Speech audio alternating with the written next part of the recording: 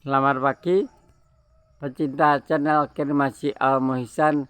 Saya di depan SD Negeri Njali, Gayam Harjo, Prambanan Sleman, Yogyakarta 5572.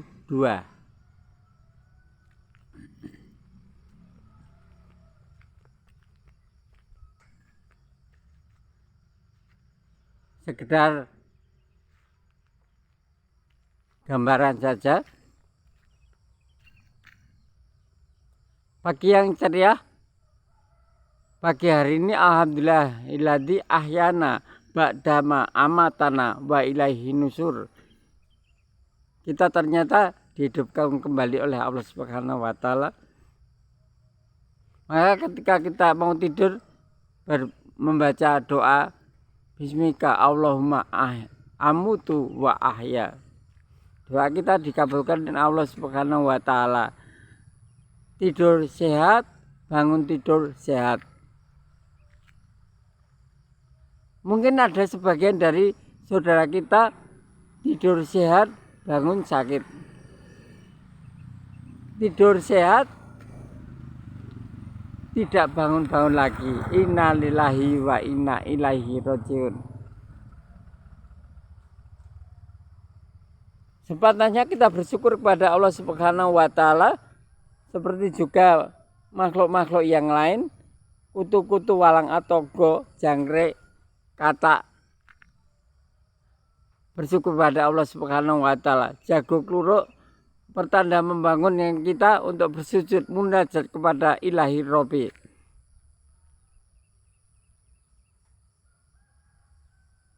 Nah itu kita dipanggil Allah Subhanahu wa taala dengan azan hayya 'alas shalah, untuk menghadap Allah Subhanahu wa taala dengan jiwa dan raga kita, sehingga raga kita akan menjadi saksi bahwa kita beribadah pada Allah Subhanahu wa taala. Karena suatu saat mulut kita terkunci dan kita ditanya di hari akhir, al-yauma nahtimu ala afwahim wa tukallimuna aidim wa tashhadu arjulum bima kanu yaksibun. Di hari itu, hari pertanyaan, nahtimu ala afwahim, kami kunci mulut-mulut mereka. Batu kalimuna aidihim, dan berkata, menjawab tangan-tangan mereka. Watashhadu arjuluhum bima kanu yaksibun. Kaki kita menjadi saksi apa yang telah kita kerjakan selama hidup di dunia. Kul innal mauta tafiru minhu.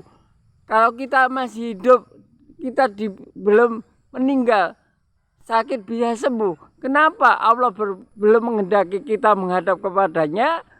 Bisa jadi dosa-dosa kita menumpuk, menunggu tobat kita. Amalan kita yang terlalu sedikit, bangga ingin meraih Jannatul Firdaus. Fa innahum mulaqikum. Kalau kita sudah sampai saat ajal menjelang, maka maut akan menjemputmu. Tsumma turaduna. Kemudian kita dihadapkan kepada Allah Subhanahu wa taala.